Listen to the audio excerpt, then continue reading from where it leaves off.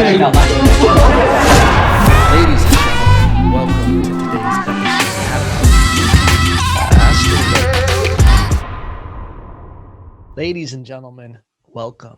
We're coming in hot on a Monday. This is not pre-recorded at all. You are in for a special treat, okay? Once again, gracing us with her presence on the podcast. Not a one-time repeat podcast guest, but maybe a 1.5 for being on the episode 100 wrap-up, if you will. Ladies and gentlemen, singer-songwriter, the greatest singer-songwriter in the Ventura area, as I like to introduce her as. And now, aspiring Fortnite streamer. Ladies and gentlemen, Marley Lovelace. I knew you were going to do the thing. You know what's funny is I try sometimes when I'm introducing someone on Zoom to be looking out of the corner of my eye at them reacting to all the random shit I'm saying because I just want to go and go and go as long as I can to make it as weird as I can. So then, of course, yeah, that's what we do. Welcome back to the podcast. Thank you for doing this. Yeah, thank you for having me again. I keep coming up with like new shit, so you never know what I'm up to. Yeah, I think it's great. I think if you have I was actually talking to my fiance about this last night, that when you have kids, I feel like there was a thing where it was like, you tell kids you can be whatever you want. Yeah, just be everything. You can be whatever you want. Just choose it. I feel like that's paralysis by analysis. Totally. I think what's better to tell kids, and especially people who are naturally creative, is do as much different shit as you can. And you're going to find out what you're either like the best and most inclined to do or what you enjoy doing the most. So like, I hate when people pigeonhole themselves into something where it's like a musician like yourself who's just like, nah, I can't stream or I can't do this because I'm a musician and I only want to be looked at as this. Like, I think it's great to kind of branch out and kind of be a Renaissance woman, if you will. Oh, well, thanks. I do agree with like the whole, it's so easy to like unknowingly stunt your children by trying to be supportive. Like, yeah. I mean, even with my oldest right now, she's really talented with drawing, but yeah, she doesn't allow herself like to try. She expects herself to be like the best first try. And if she's not, she'll just like totally give up. She's like, I'm terrible. And I was like, really? No one's great the first time, you know? Yeah. And you don't know if you're going to like it or if you're not. She's really good. Like if she just allowed herself the time to mess up a few times or, you know, whatnot. It's all practice and stuff, but yeah, that's interesting. Yeah. I want my kids, this sounds weird. I want my kids to fail. Yeah. What parent doesn't at the end of the day, you know? No, but like, I want them to fail in practice, you know, like, because if everything came easy to them, like that's going to be that's the making for, you know, a narcissist, I feel too. So like they have to struggle, you know? Yeah, that's definitely, I feel like that's kind of everything in life. And it's so crazy that even adults do that. Like that's a problem that adults have, is where they don't want to suck at things. Yeah. And it's like, it almost gets harder. That's great that you have that, that you put that with your kids now, because there's adults that get like, no, they become full grown babies where they're just adults and their ego has got to a point where they're protecting them to where they won't even try a single thing just for the fear of failure. Like it's insane. I see it all the time, just in every walk of life. It's nuts. What are some of your fears with failure? How do you like when you first, well, first off, when did you first pick up a guitar? So there's a picture of me. It's kind of like false advertisement, but there's a picture of me when I was just a wee lass in my dad's lap. And he played guitar. He was in a band when he was younger. So of course, like a cat, if you're interested in doing something, the kid's going to come up and be like, how can I get your attention? Yeah. So I would climb up into his lap and he would let me strum while he did the chords. And I guess I had like rhythm at a really young age, which is interesting because I can't play drums worth shit unless it's rock band. Yeah. I'm a mean rock band player. But I actually didn't pick up the guitar until my older sister did when I was 13. So she was about 15. And I looked up to my sister so much. I wanted like any excuse for her to be interested in me. So if she picked it up, I was going to. And unfortunately for my sister, she didn't have like that natural talent with it. That's a funny way to say you're better than your sister. I was trying really hard. She knows she has her talents. But my dad started focusing more on me when we were all three sitting down, because I was really picking it up quicker. And like my sister's like, well, fuck this, I'm gonna go do something else. And like my dad and I just zoned in. And so since I was 13, I started writing, those emo romantic songs about heartbreak and knowing what love was. And yeah. yeah. When was the first time you did any kind of performance or open mic after that point? So you started at 13. How many years till you actually did an open mic or live performance? So my dad kind of put me on the spot a lot after that. I think that's great. Yeah, and it definitely helped me. It helped me with like my fears performing and stuff. Yeah.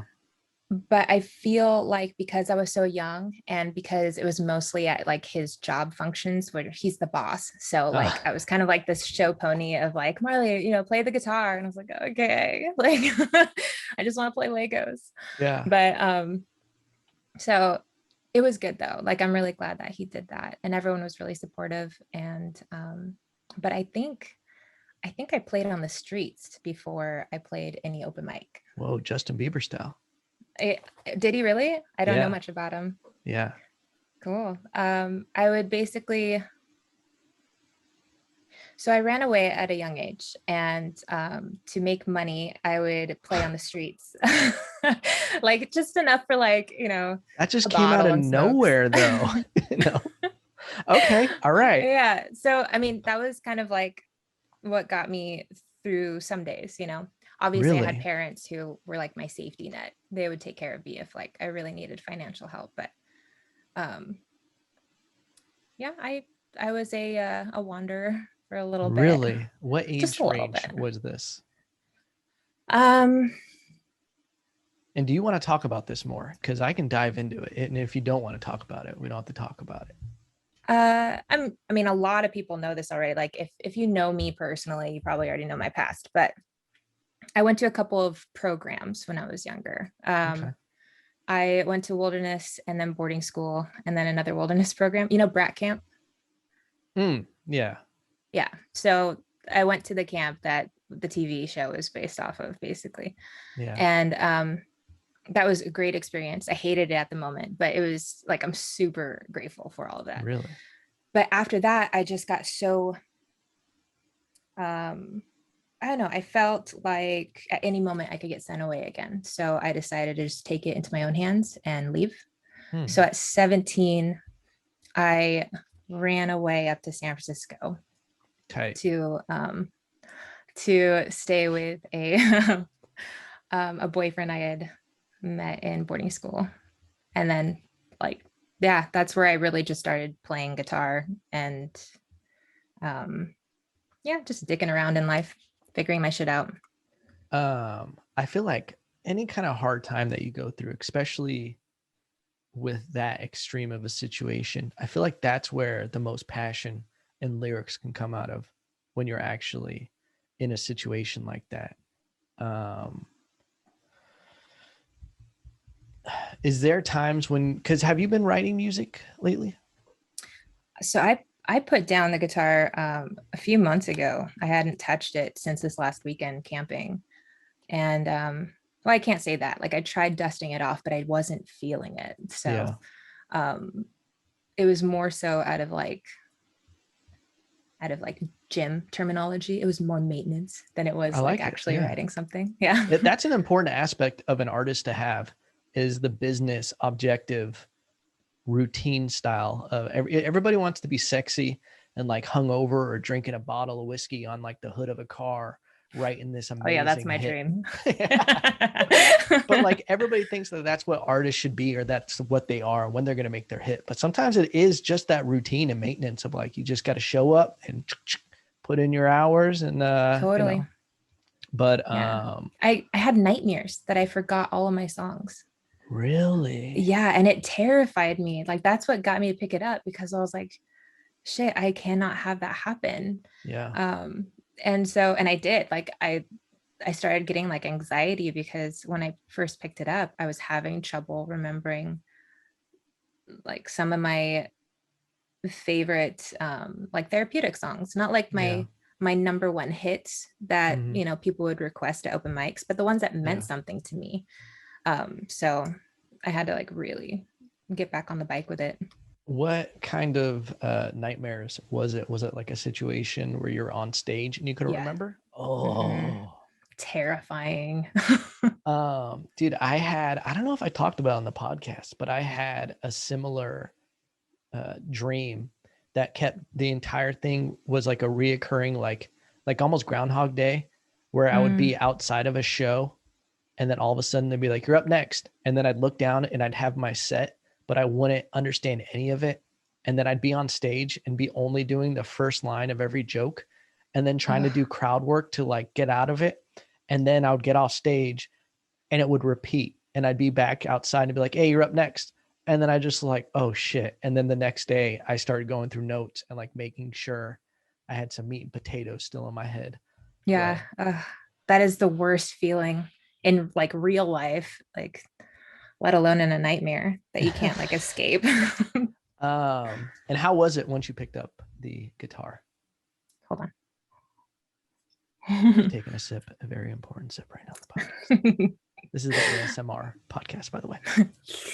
uh, so what was your question? Were you able to remember everything? Was it a little rusty? Or was it riding It the was bike? a little rusty. Yeah. It was a little rusty. But thank God I have my phone. I have voice memos. Every single time I start writing a song, I have to record it, because it's not just about like writing the words. I have to get the tonology about it too. So that's kind of like, and they will both trigger each other. Yeah. But mostly the tone of a song will trigger me remembering the words. So just, yeah, I really gotta, that reminds me, I need to back this baby up, because most of my life's on there. When you start writing a song, do you go with tone first, or like the sounds first, or do you have lyrics first? So it's gone both, but mostly tone, because the tone I feel like will tell me the emotion behind it. Unless there's something that like, it's interesting too, because some of my songs are not my stories. Yeah. Like some of them are deeply my stories, but sometimes like I'll get inspired by somebody else's situation, and I'll actually find like a little kernel of truth of myself in it. And that's what I'll try, and like, that's where the emotions in the music will come from. But the story itself will be theirs. Wow. So it really depends. So like if I'm inspired by a certain situation, then the words will start coming first. If I'm just coming from scratch, then it's all about tone and emotion from like the chords themselves. What I think is interesting, because I came from music too, and it's always like in there. There's a little seed always in the back of my head where I'm like, I should start doing this again.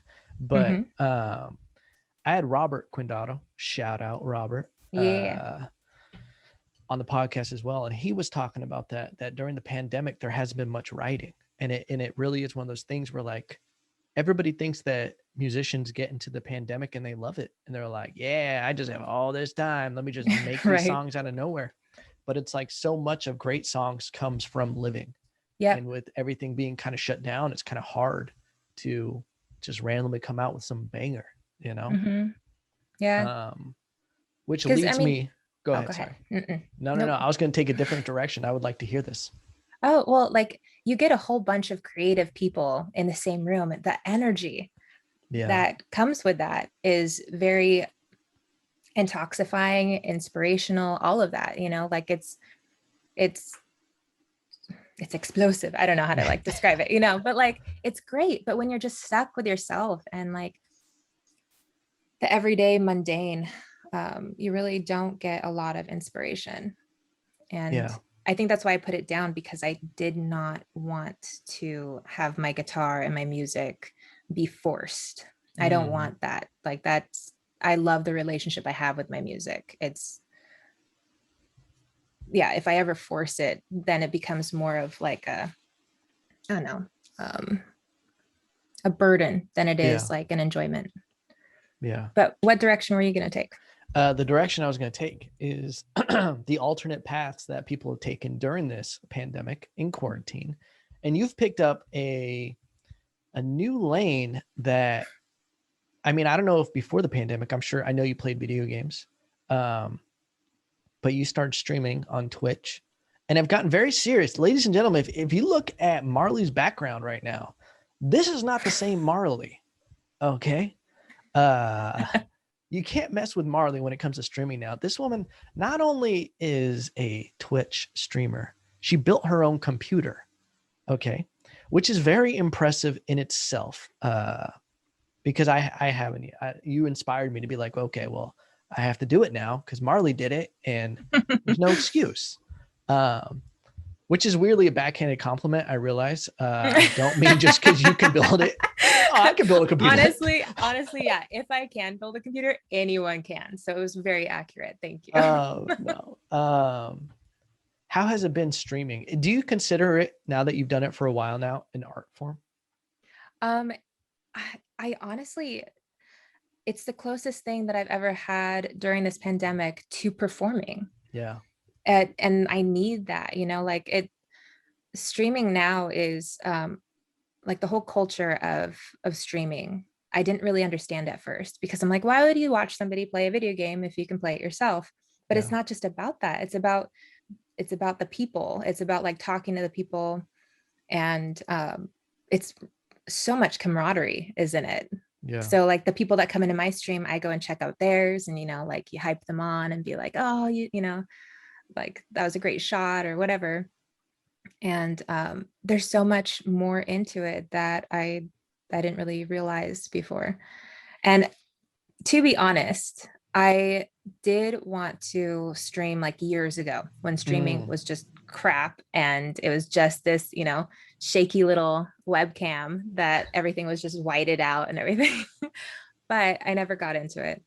And then you said that you were playing Call of Duty, I think like back on your podcasts. And I was like, Evan, you should totally stream. Like you should totally do that. And you're like, yeah, I think I might get into it, whatever. And then you said, no, I'm totally going to do it. And I was like, well, fuck, if you're going to do it, what the fuck am I doing with my time? If Evan can do it, I can do it. That's seriously what happened. And I get a little obsessive. So when there's something I'm interested in, I will just tits to the bricks, do it. And I will get so involved. But I didn't want to just get a computer and start streaming. Like, I think I talked to you about this before. Like, I felt like I needed to earn it because it's just so out of my realm. I do remember you saying this. Yeah. Like, I want to earn it, coach. So I was like, all right, what do I need to stream? A computer. Okay, I'm going to build it. I'm going to build a computer. And even, my partner, they're like, you're going to build a computer. And I was like, yeah, YouTube videos, like they'll, you fix the car off of a YouTube video. Why can't I build another machine? So it's true. And they're very supportive, and it happened. And you're streaming Fortnite. Dead by Daylight is a new one that my friend Neely Crow, shout out to Neely Crow. Oh yeah, shout out Neely Crow. She came to my chat. Mm-hmm. She's been twitching for like a couple years now, and really? She's kind of taken me under her wing and invited me to get to know her really nice community that was she's that built. A pun intended because of Crow under her wing? It was not. I'm just that good. That's a bar right there. That's a bar. A crowbar, if you will. Yeah, a crowbar. Hey. So yeah, she got me into that. Like, it's a horror game where you like run away from I love serial horrors. killers. Just kidding, You just love kidding. horrors? So it's about serial killers. Yeah, so you like hide from serial killers or you are a serial killer. It's kind of morbid. It's a little like sometimes I want to apologize to my chat for like having to like witness such things, but it's very entertaining. It's pretty good. I feel like it's a red flag if someone just always chooses to be the serial killer in that game and they're way too good at it. Well, like actually it's super weird that you say that. It's not weird. Yeah, it's accurate. But like there's challenges for the serial killer. Like to choose a plaything, I think is one of them. I'm totally butchering it. But you have to like fixate on one of the survivors and like cut them and then let them get away and then like chase them down. It gets twisted. That's why I don't think I'm gonna be a killer. I can't do that. I can't do it. I just imagine being in someone's chat while they're playing this and they're like killing the person. They're just like, man, I really needed this today, guys. Oh my I just gosh. needed Yeah. to get this off my chest. Okay, let's start that one Yeah. over. All right. Um, that's one of those things where it's like, you know how they always say like video games are going to make people violent? Mhm. I feel like that might be like a dip in your toe into the serial killer realm. Yep. But then again, I don't know. That's I've crazy though. I felt the same way with a lot of games because like they're getting more realistic too. And Yeah. like what was it? The Last of Us. I loved the first game. The story was amazing and it was great. It was heavy. But I saw the trailer to the second one and I loved everything except for like when you had to do something gnarly, like first person, I guess, like choose to do it. And I don't know. It just I This is a think crazy game.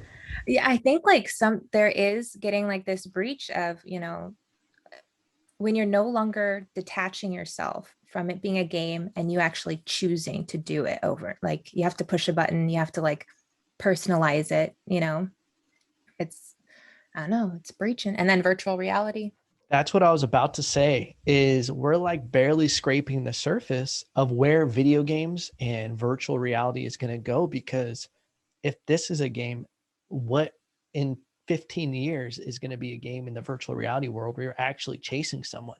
And then it's like, oh, what if they're serial killers that they didn't know they were going to be serial killers, but once they tried it, they're like, you know what? I could get used to this. And then You're they're right. like, oh man. Yeah. I don't know. Our world is just going down this very, very uncertain path. I mean, like crime rates going up, the everything. Let's get dark. Are we getting Yeah, dark? I was like, That's oh what's boy, happening. Marley's diving. Marley's diving. But I mean, this could be potentially what's going on. I mean, I don't know. I'm gonna reel it back a little bit. Throw me a rope, pull me back out of this. Let's talk about Fortnite. Yeah, Fortnite. It's what's interesting though, because I'm actually on, if anybody wanted to check out, I think I'm just gonna stream on Twitch or YouTube. I don't know yet. I haven't committed completely to either. I haven't seen your YouTube ones. No, I haven't really. I've only been doing unlisted ones on there, just testing everything. But I like to have it separate from real life to where there's never going to be a blend of, like I'm on there as the Puerto Rican pigeon, just one pigeon. That's all I am. On Twitch. You have an army you're creating. Yeah, it's a coop actually. But I feel like going back to that, there's a certain point where, and I guess this doesn't even make sense, but there's a certain point where people do start blending reality with their video game world and their avatar. And it's like a double-edged sword, because there's people who get confidence from their avatar and who they are in this other world, and it transfers to their real world. But then there's like people who get lost in the fake world and start caring more about that. They got like a cat at home that's starving to death, but then they have chickens that are like flourishing in Farmville. I don't know if there's chickens in Farmville. I've never actually played it. It was just, I figured with the name farm, it's got to have a chicken somewhere. It's fitting, yeah. But like people get lost online in those worlds, and to not fully, it's like you tried climbing out of this hole. I'm about to like Mufasa scar it you back into this deep dark hole we're going down into. But I feel like people disconnect from the real world and just get lost in this fake one. And I don't know, they take on this whole alias in a completely made up world and kind of abandon everything that matters in the real world. Mm-hmm. How do you feel about that, Marley? I'm like, dear God. I mean, I can see it happening. There is an addictive aspect about it. I think, thank God for me, I have, a reality that's so close. It's right outside my door, Yeah. like I have children that I love saying goodnight to. And I have, these beautiful beings that will be like, oh, how was your stream? Are you going to work? They call it work because Yeah. personally, Tight. I do too. I've like Yeah. tried to, I don't know, take myself more seriously in that way, but that's what I see it as. I see it as work. Yeah. And for me, it's super important to like, if I'm going to have a job, I need to be able to have a job and leave work. Yeah. I don't want to be just so consumed to it where like my family is being neglected. Yeah. But which is also hard because when you're starting your own business at first, there is a lot of overflow of time. Yeah. And like, it's not just streaming. The streaming is the fun part. It's Yeah. like the editing, which I'm not good at yet. I'm like trying to make YouTube, videos and stuff. And I'm working on like this free software that comes with the Windows 10 that Yeah. I put on my own computer. I don't know what I'm doing, but I'm having a lot of fun doing it.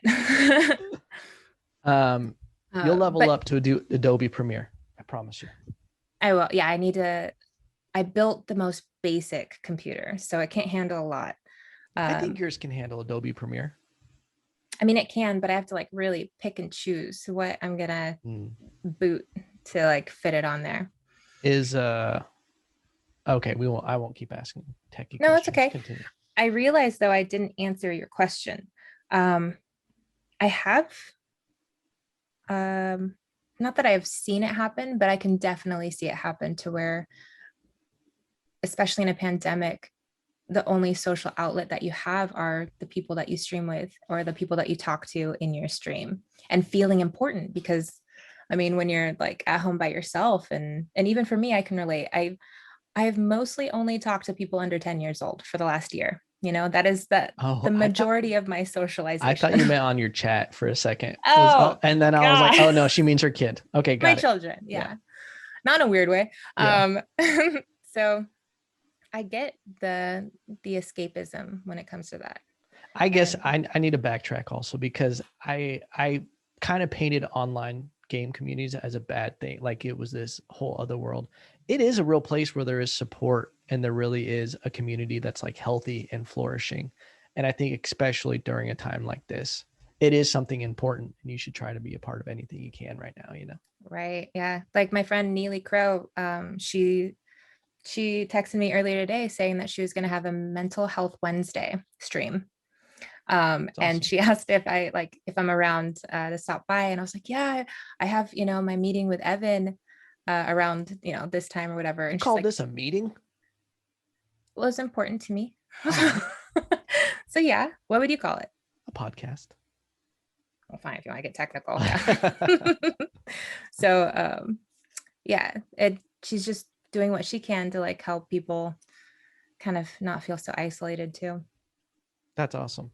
Yeah. I guess that's the good side of everything. And that's something that's kind of changed a lot with video games, with the internet and the communities it builds and connecting people. Because there's like times, dude, I'm the same way as you get obsessed with things and you're like fully in. Mm-hmm. I hated the first week I played Call of Duty because everybody was better than me. I didn't know how to play it. And it's healthy from a quad, if you will, your 4 friends that you're playing with, to just make fun of you the entire time and just treat you like dog shit and just like be so mean. But I'm the kind of person who like, I'll watch a Rocky movie and I'll be like, I'm going to come back at the end of this, you know? Right. And now I'm better than them all. And the only reason it is because I obsessed and I started watching YouTube videos on how to play. And I have to hide it because I'm like, I can't have people knowing that I'm looking at YouTube videos as strategy. You're studying. Yeah, I am.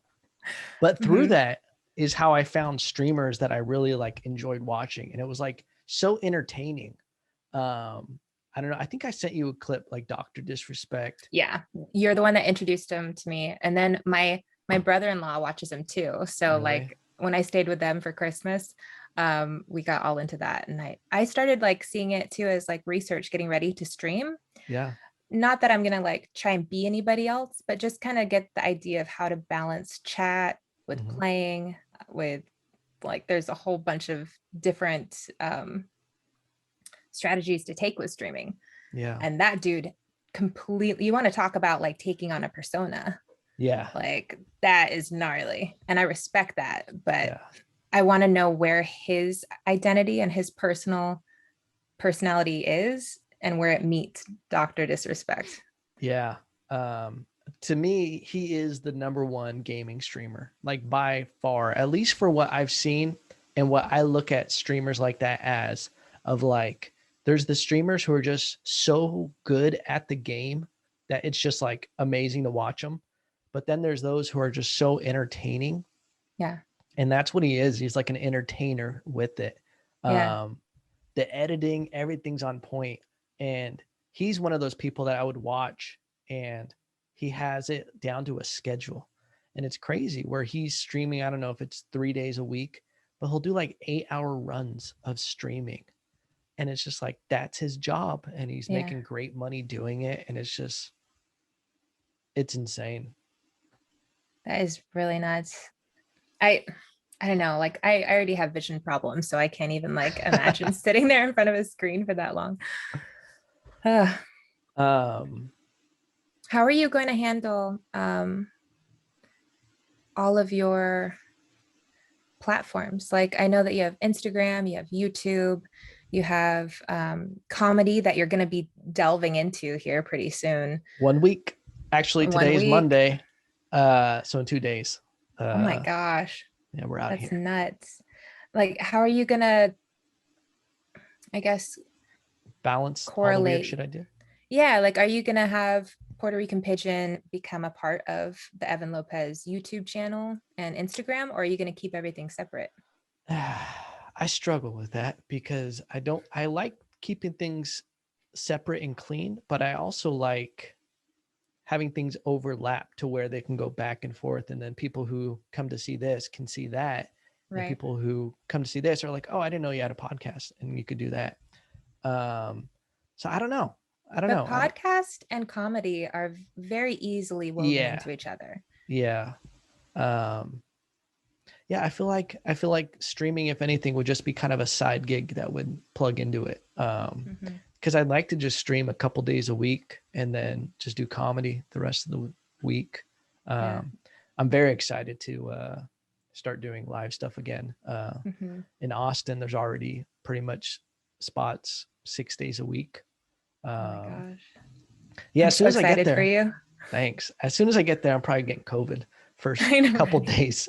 Um, Just get out but of the system, get it over with. yeah, but it is one of those things where it's like maintenance.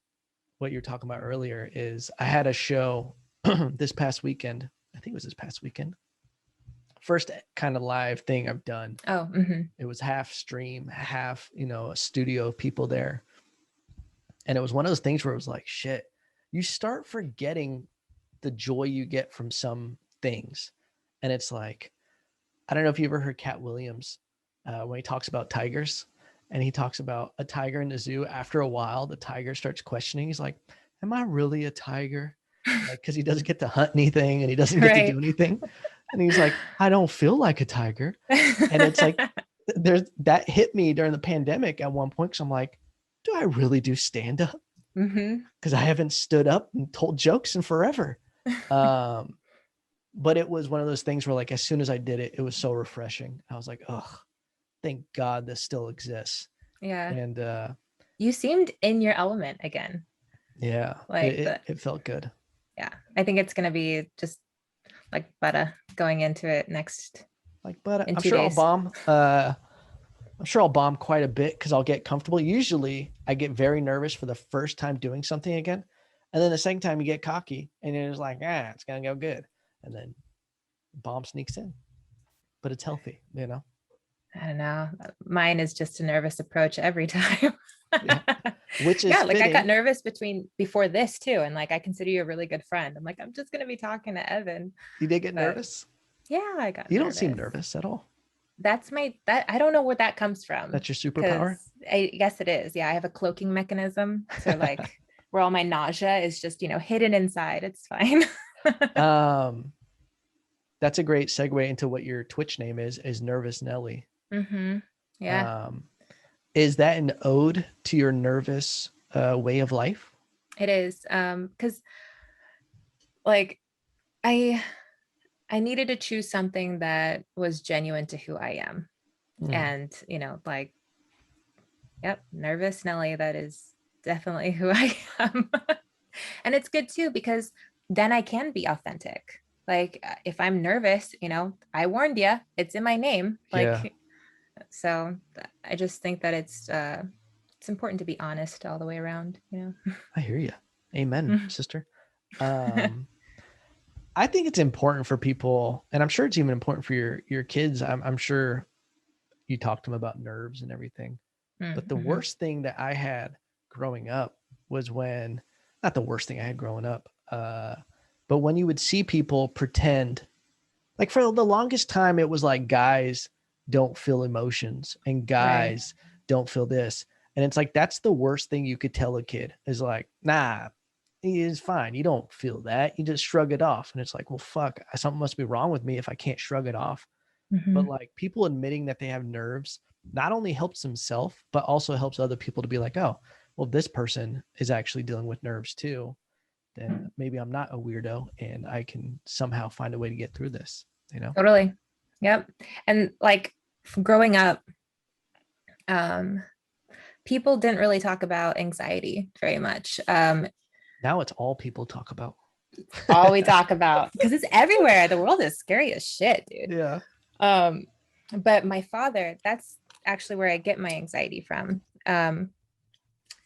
He dealt with panic attacks and all of that when he was younger, and he felt like he was like broken, like something was literally wrong with him, and he held it like down and hid it away in shame because he felt like he was going to go, like he was going crazy. Hmm. And I think my mother was the first person that like he opened up to about all of it, and they talked, and she helped him like talk through it, come to find out that it was anxiety. And so when I was younger, I had anxiety too. But everyone handles their anxiety different, and different symptoms.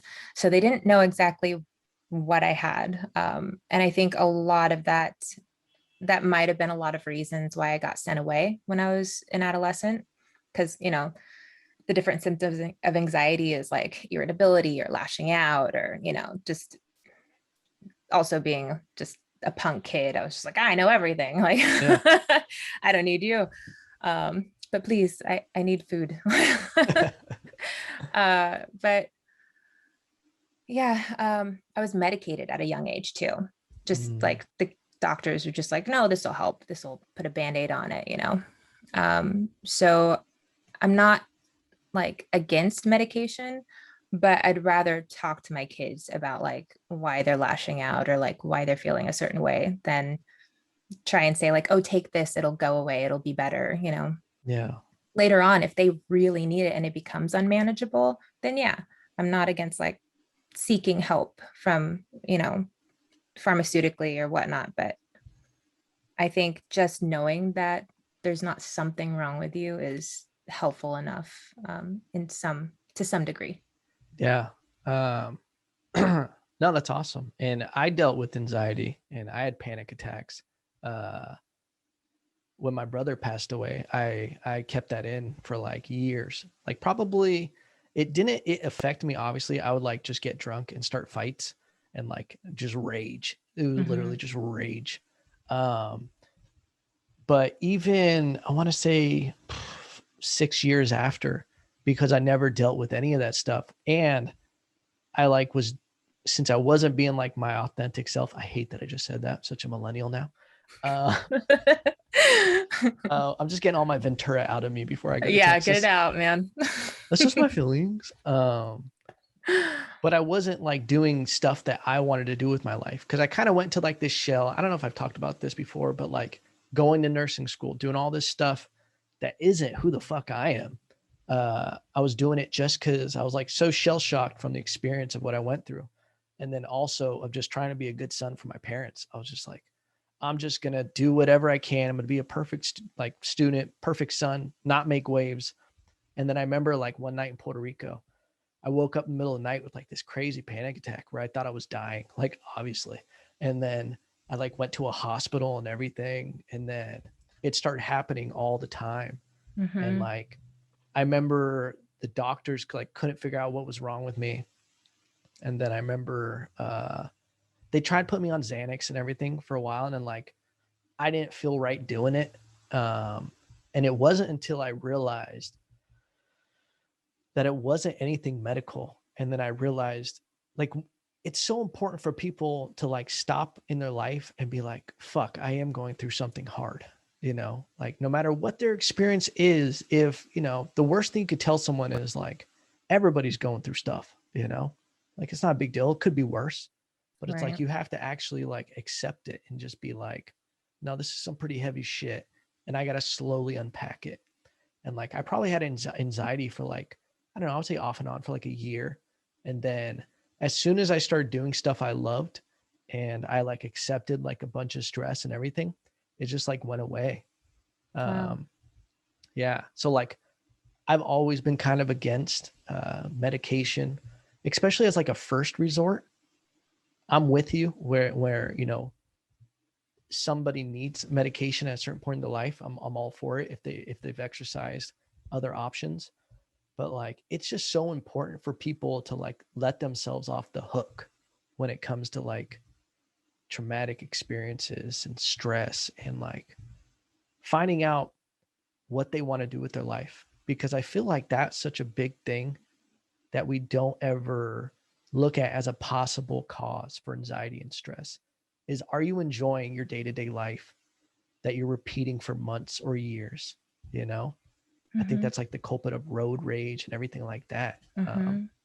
So yeah, what is today, mental health day? I don't know. I don't keep up on like what day Oh, something okay. is. Well, shit, there it was. But yeah, I agree with like all of that actually. I the whole thing about like the panic attacks, especially after something as traumatic as losing your brother, Yeah. that being a trigger, and then they become easier. It's kind of like little aftershocks. If you have like a big panic attack, like you said that you had when you were in nursing school, Yeah. they become like little tremors after, like at least for me, where they just pop up more frequently. And that happened to me in 2019, and you were actually one of my confidants that I was talking to about it. And I uh-oh, your vegan watchers are really gonna love this, but I was fuck 'em. vegan for a little bit, and I remember you Oh, gave me so much shit. You're like, Marley, you're gonna die. I remember this actually. Yeah. And I was like, no, I feel so good. Like I'm like so clear-minded.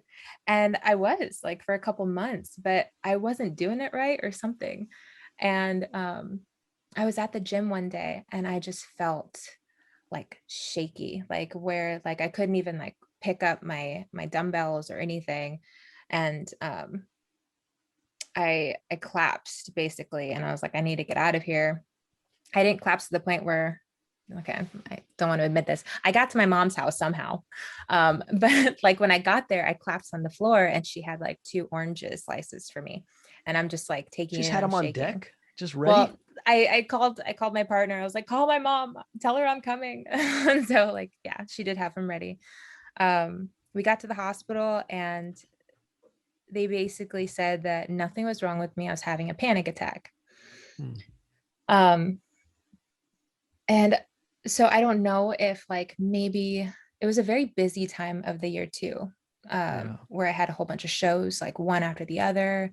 I was grateful for it, but I feel like maybe I was just spreading myself a little too thin. Yeah. But I was also not eating meat. And in Mm-hmm. one of my blood, so my blood type, it says that I need meat. Like Hell yeah. yeah, like I need it. And Vegans are punching the air right now. like, I'm sorry, I can't go without. Talk to my blood. And once I started eating meat, I felt better, but those tremors would still be there because it was like PTSD. And then I talked to you about it, and you opened up to me about how you had your instance in nursing school and how you felt like you were going insane. I was like, okay, so like I'll be okay. It's not a forever thing. Um, and then you told me about like the calm tea. Oh yeah. Yeah, I started taking that too, and it helped. Um, but I still deal with anxiety, and it's about like one thing that was interesting with living your authentic self is that I'm never gonna live that down, by the way. It's gonna be called the Authentic Self Podcast from now. Let's get deep, guys. I was having a lot of panic attacks during the pandemic, and I realized that when I came out of being bisexual, I actually felt better. Like I had this, I don't think I had any like episodes for a while after that, until there was, the next thing to be worried about. But they come and That's go. huge. That's huge. Yeah. And my sister actually brought it to my attention. She's like, I think this could have been one of the things that you have been like denying yourself of, like just acknowledging, to where, there is a thing where like people have these like these things that they're not addressing. And that could be like, spawning some of these issues. I think 100%. And I think it's also one of those things, like the metaphor I've been using a lot lately is that everybody is just kind of has their foot on the gas while the car is in park. Like everybody's kind of extra revved up. So it's like everybody's just running a little hot. We've all been in this pandy for like a year now. And it's like everything is almost hypersensitive. And it's like you need less to set you off now. I don't know what that has to do with this, but no, I love it though. Yeah. But I think that's great. And I think that's one of the, what it was is like keeping something in like that is just revving your engine up, and you're having to pretend life is normal when your engine's completely like, you're just like, yeah, everything's good. Everything's good. No, I don't know why my shit's overheating. I don't know. I just changed the oil in it, but everything's fine. Exactly. But it's just like, you kind of let something that big go, and it's just like, ooh, it goes right back down. And you're like, I can handle all this stuff now because my engine's not overloaded, Mm-hmm. It's so weird though. I didn't think that it would affect me very much at all. Like being yourself, not living a lie anymore. Oh my God, when you put it that way. But like, yeah, like, I mean, I'm in a heterosexual relationship, and it's monogamous. I didn't think that, I thought like, oh, college days are just behind me. Everyone had college days, but it's, it is part of my fingerprint, I guess. So I need to make sure that metaphor. That's cool though. And it is an interesting time to just, like when you're in a monogamous relationship, you're married, everything. What? I don't know. To just be like, hey, just so you know, I'm also bisexual. Your husband's like, wait, what? Huh? What does this mean? Nothing. I'm just letting you know. It's in here. All right. No, I'm sorry. Go ahead. For some reason, I was just like, that laugh was just primed. I don't know why. I was just ready. Now, this is serious stuff we're talking about right now. Mm-hmm. But no, I think that's great. This is a shorter podcast. We already just did 50 minutes. So we went over the limit we said we were going to stick to. Of course we did. But I think it turned into an actual very important podcast. I hope someone listening to this that has been going through some struggles during the pandy gets something out of it. At least use Marley's fingerprint metaphor. Okay. The next time someone's like, hey, you're kind of being a cunt right now. Just be like, it's in my fingerprint. It's a perfect time to pull that on someone. And they're going to go, you know what? I like the way you said that. And okay. Well, thank you for having me. I appreciate this. I didn't think I'd be like, on here 3 times. Like, just keep changing your career path and you'll get an interview with Evan. Career path, sexuality, whatever it is. It's like, okay, well, we need to catch up about this. We need to get to the bottom of this fingerprint. All right. All right, I'll see what else I can discover about myself for next time. Yeah, do some mushrooms or something. Mm-hmm. Go see the wilderness. Have you ever done mushrooms? Is that something we could talk about on the pod? Sure. I've done it once. Really? And dude, that was an experience. I was with my ex at the time up in San Francisco area. And so we worked at the same place, but he and I would take shifts off because we weren't allowed to work together. Something about distracting each other or something. Makes sense. Yeah. And so his friend came and joined me after I got off work. And he's like, Marley, I got something for you. I was like, what is it? And he pulls out these weird looking jerky things. And I was like, all right. And he's like, but drink this afterwards. And I was like, okay. I think he might have said that it was shrooms. Sounds like the plot of Alice in Wonderland. Totally. Yeah. If he were to be like, I don't know if I'll ever listen to this. Or Cheshire Cat. More like the Mad Hatter. Okay. I can picture him now. San Francisco, of course, Mad Hatter. Yep. So he did them with me. And I have to say that was probably the first time where I started seeing my significant other at the time through kind of clearer eyes. We were in a very toxic relationship. Like it was just not good. And who wasn't back in the day, right? It's all about that sexy toxicity. But so he and his friend and me had this weird like pull towards each other. I remember wherever he went, my stomach would have like, I felt it come out like an umbilical cord and I had to be close to him. And of course, my boyfriend at the time didn't like that. So like he was sitting off to the side and he was looking all sullen. And I came over to him, I sat down, but I was keeping my eye on this friend, my twinnie. And I was like, why are you over here being all like dark? And like, I forget what he said, but it was very just negative and down. And I told him like, you're just so Darth Vader. Like, I don't want to be a part of this right now. I'm sorry. I'm going to go have fun. And so like I left and I went to go have fun with them, which is really like bitchy, but I was living for myself, like I wasn't going to like, especially tripping. You don't want to be like down some dark spin. Stay away from Darth Vader. Yeah. It turned out very dark of a night anyways. We ended up going down to like some abandoned bunkers. And at that point, my twinnie had decided that we were out to get him or something. So he started hiding from us and it's dark and it's raining sideways because of the wind. And all we see is like this gremlin of a shadow just like hiding from us. We're like, we come back. Like we're here to help you. And so we lost him. I can get totally into this story right now. On the way back to the car, because it was just too rainy and windy, we lost him. We pretty much said like, we'll wait at the car. He'll come back when he's hungry kind of thing. He's hungry, like a stray dog. So we're on our way down the hill and this very burly looking masculine dark figure comes up towards the path towards us.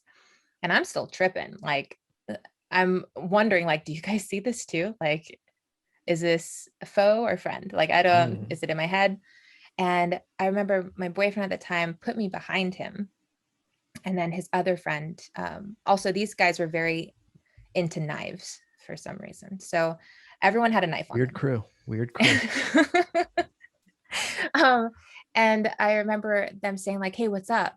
And as this guy got closer, his whole face was covered. He had like ski goggles, like a mask up to there and a big like furry coat on. And he didn't say anything. He just like squared off with us. And this is why you guys are tripping on shrooms. Only me at that point, because my other shroomy twin was up hiding from us, thinking that we were chasing him. And if he thought we were chasing him, he was Oh in for a man. surprise when this guy comes up, you know? Yeah. So no, my boyfriend at the time and his other friend were completely sober, kind of babysitting me. And we go down to the car, and I remember not wanting to leave because I was like, no, he's out there. Like, we need to get him. We need to save him from this masked beast. I don't like, Yeah. I don't know what's going on. So basically, we go down to the car. They take me back to my significant other's home, and his ceiling was painted with clouds and like the sky color, and I loved it. I was like, wow, it stopped raining, and like the he had some pictures of like these jazz dancers, and they were just performing for me, and I was like That's totally into pretty it. I dope. completely forgot about my friend, which was kind of sucky, but um yeah, I guess they found him like not hitchhiking, but like on the side of the road, just walking along. And He was on a different path. yeah, your turn. Shrooms. I Tell me. have it. I have it. That was Never. so I'm anticlimactic. sorry. I thought I we mean, were I could, exchanging. I could make up a story real quick and No. just be like, I Acid. What? actually almost, this has been my thing. I almost don't want to reveal this on the podcast. You're gonna leave me hanging like this, Okay. vulnerable? I've had this thing where I've always heard with mushrooms, you need to be in the right place, and the universe, it will come to you. So I've always been like, I need to be in the right place. And when it comes to me, I'm never going to be like, now's the time. I'm going to wait until the opportunity. And Okay. the one time I thought it might have happened is at last year when we did that Christmas performance show. I remember that. Yeah. The Rasta Line dude had a jar of mushrooms that he was giving out to people. And shout out to this dude, because he was eating mushroom after mushroom and then performed. I was like, that guy's nothing. a goddamn rock star, a local rock star in whatever world he lives in, because he was fine and he was feeling the music and was so into it. And I was like, dude, to be able to go out on that much shrooms and just perform your heart out is impressive in itself. Yeah. But I remember he was walking up to people. He like ate them like salad toppings. Dude, he really was. Like it was a fucking jar of cheese poofs. Like he was just throwing them back. And I remember he was like offering them to everybody. Mm-hmm. And I remember being like, I don't know if I had performed yet. Mm-mm. But I remember being like, okay, if he offers it to me, this is the night I take him. And all I was going to do was wait till after I perform and then just take him and be like, fuck it. And then probably force you to take care of me. Well, I was your ride anyway, so it'd been perfect. I'd be like, take me into the wilderness. And then I run from you and hide. No, and that was the only time where I was like, I would have done it that day. I was dressed like an elf, so that would have been probably a traumatic experience for dude, you. Or the best ever. I'd be like, little woods creature, show me the secrets of your world. Take me to Santa. Yeah, seriously. Where are the elder elves? Where are the reindeer? Dude, that would have been, oh my God, that would have been insane. Yeah. And they'd have been playing me a song. And I'd be like, play me the music of your people. Wow, that would have been great. So yeah, no, never done it, but that was the only but time. He offered him to everybody except you. I guess the universe didn't choose me. Or maybe Yeah. he was like, I think you were like behind me. Yeah. He probably thought I was like, nah, this dude don't take no shrooms. Yeah, no. Nothing. I think what I think it's the idea that's never drawn me to him. Other than like I hear good things, I've heard like microdosing and everything, is the amount of time you're in there. If a trip turns bad, that's too long for me. Yeah. I don't want to be there for 9 hours. That's why salvia is better. Yeah, I've done salvia. Yeah. Yeah, I used to fucks around with some salvia back in the day. The first time I did salvia was amazing, where we did it in this girl's pool house. Like it was like a jacuzzi, like an indoor jacuzzi thing, but it was in the backyard. So it was just like a covered jacuzzi house thing. And I remember my buddy does it. It was me, this girl I was dating, and a buddy, and he does it and he forgets English. He's just like standing by the side of the wall and just muttering to himself and then looking around, be like, and then and just like he's in La La Land. And I remember being like, whoa. And I remember I did it, and it was like the one day that year when it snowed. And I remember I Oh, went out and I was looking up at the snow, and I could see every little snowflake coming down and then like landing on my face, like, like it was amazing. That was probably the best time I ever had with it. But I mean, it can turn dark on you too. yeah. Yeah. I I've talked to like cats thinking they're the queen of hearts. I've one of my favorites is when I was smoking a cigarette and it hurt me. And I remember talking to it, being like, why do you gotta hurt me like that? And then like my friend is just like, because it's out and you're smoking filter. Oh my God. And then the same trip, I remember turning to my friend, Carly, if she's listening. Hi, Carly. Shout out, Carly. She was driving and I was telling her a story that I don't know what it was about, but it was really important to me. And I just remember like, hey, I'm talking to you. Why aren't you looking at me? And she's like, because I'm driving, you fucker. Oh, that's Uh, great. oh my It's God. That's such a unique experience. If people don't know, salvia is this, at least it was a legal thing that you could buy at a smoke shop. Yeah. Is it not legal anymore? It might be, maybe the strength, they should have dialed it down because, Oh, yeah. like, basically what salvia is part of the sage family of plants. And it's basically what the Indians used to use to talk to spirits. Mm. And then what they did is they started like making it stronger X's where it was like condensing it into even a more powerful substance. So like I think the first time I ever did it, I did like 10 to 15x. And then when I had a terrible like time with it is, and it only lasts for a couple minutes. So like that's the good thing is that you come down pretty fast. But they It, feel like forever. oh, dude. I want to say it was like the strongest one they had in this smoke shop in fucking LA. Like 90x or something like that. And Chivas.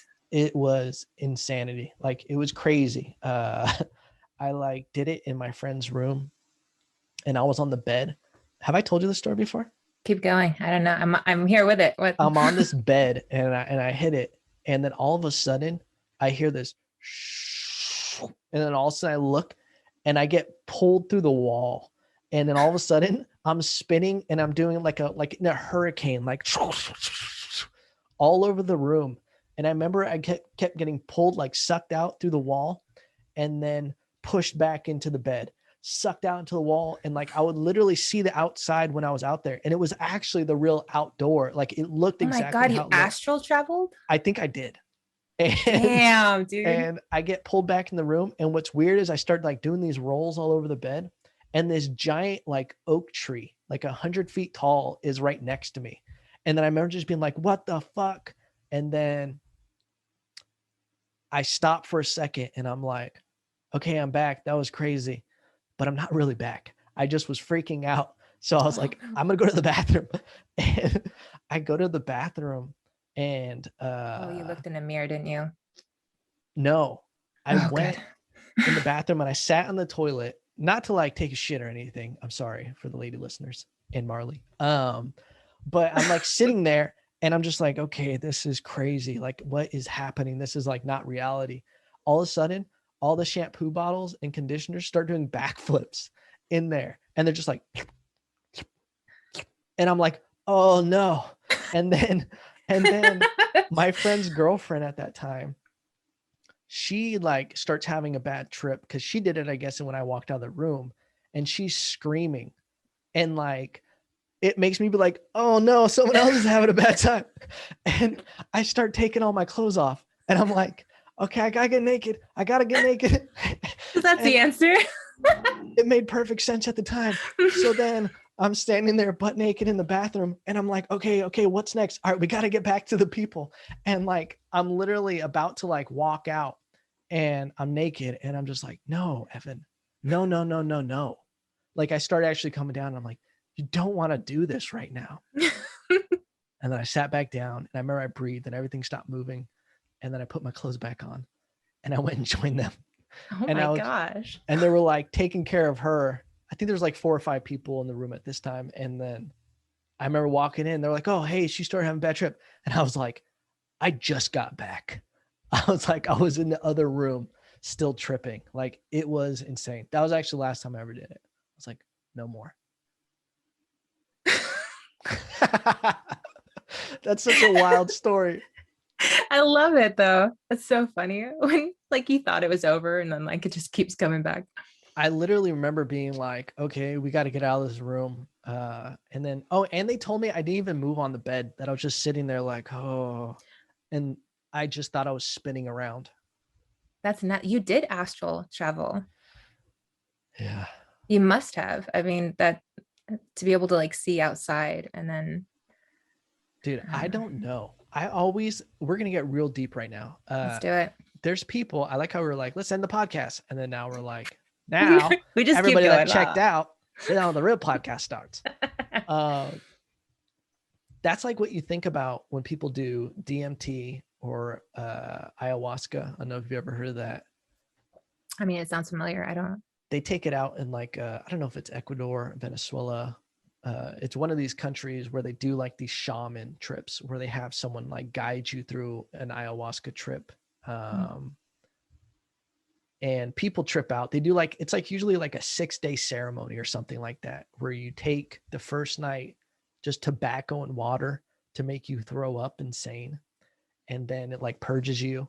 And then you start taking the ayahuasca and you trip like over the days for like multiple days. You'll come down and then they'll have you do it again and they'll have more ceremonies. But like when people start doing that, some people trip out. They'll see jaguars. They'll see a dragon. They'll see like a goddess or a god. And what's crazy is there's been reports of people tripping near each other, seeing the same thing at the same time, which is like nuts, because then it like opens up ideas of like, okay, is it just coincidence? Are these people just tripping and they like want it to be like, oh yeah, we saw the same thing? Or is it like when you start tripping on that level, are you tapping into something else that's really there? I believe that. Like, dude, you're so confident with saying I believe that. I'm gonna put all my chips into that. Because even if you think about like infrared and like violet lights and all this stuff that's around us that we don't see, it's like you've never stopped. We just don't have the capability to tap into that kind of energy stuff. But then it's like you take this thing and it just kind of juices up your system so you can actually hit those frequencies of communication, if you will. Mm-hmm. Well, like the reason why I fully believe that is because that night where I felt that pull with my mushroom partner, we were on the same plane up until, he thought we were trying to kill him, but took off, yeah. Yeah. But before that, we're sitting in the car and I don't know if it's scientifically proven that there's like an equilibrium thing going on, but one side of the car looked like we were going backwards while the other side was completely still. And like both of us were just like looking back and forth and then looking at each other and be like, yeah, I see it too. Whoa. So that was one thing. And then on the way to losing our minds, we were in the back seat together. And I remember having this conversation with him where I wasn't even talking.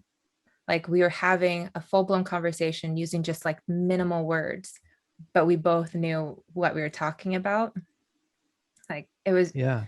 I think also like there has to be like some kind of like, what's the chemical that's released that makes you really like exuberantly happy? Dopamine. Yeah. So there's a lot of dope and dopamine.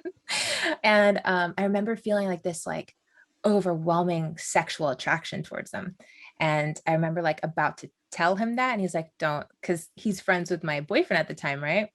I'm totally going to get him in trouble right now and myself too, if my ex-boyfriend's listening. We didn't do anything, but he was just like, me too. Let's not talk about it. And I was like, okay. Whoa. Yeah. Unless I tripped that whole thing and he never said that, but I'm pretty sure that happened. Who knows? But that I remember that. That's some next level shit. Yeah. But then like coming when I'm sober and stuff, I was like, oh yeah, it's you.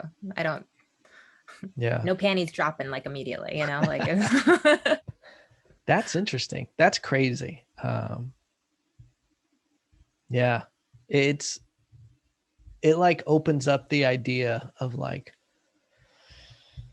are you supposed to experiment with mind altering stuff? Because Right. there's so much. I mean, now there's so many articles, and like for someone who's never done mushrooms or anything like that, there's so many articles about even just the depression effects that mushrooms have. How in like Germany, I remember like 5 years ago, they were like experimenting with the effects of mushrooms on depression. And it was like helping people. And they've Mm-hmm. been like microdosing soldiers to help with PTSD and everything like that. Mm-hmm. And it's like, God, this is going to get so hippie. But like, there's something with like spiritually of energy you get from the world. Like how if, Damn. yeah, if you don't even get sunlight, like we die. Like we basically, if you stay inside all the time, you don't get sunlight. You're not as happy. You don't get dopamine. You don't get things released in your body. And it's because you're not tapping into that frequency. I think that's like what happens with people's lives until they do a trip. And then something is the trip is like, hey, stop taking yourself so serious.